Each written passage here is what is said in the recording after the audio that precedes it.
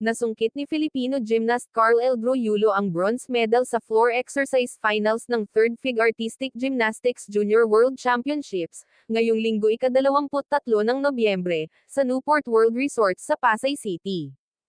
Nanguna sa laban si Yang Lanbin ng China na may 13.833 puntos para sa ginto, habang pumangalawa naman ang Italianong si Simone Speranza na nagtala ng 13.766 puntos.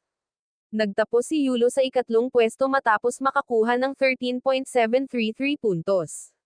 Malaking bagay ito para kay Yulo na 6 na buwang masinsinang nagsanay sa Japan sa ilalim ni Coach Monohiro Kogimiya, na nagsilbing mentor at coach din ng kuya niyang si Carlos Yulo, na kauna-unahang atletang nakasungkit ng 2 medalyang ginto sa Olympics, noong 2024 sa Paris. Pinakamalaking tagumpay ni Carl Eldro ang bronze na ito sa ngayon habang patuloy niyang hinuhubog ang sarili sa artistic gymnastics. Ito rin ang unang paglahok niya sa Junior World Stage.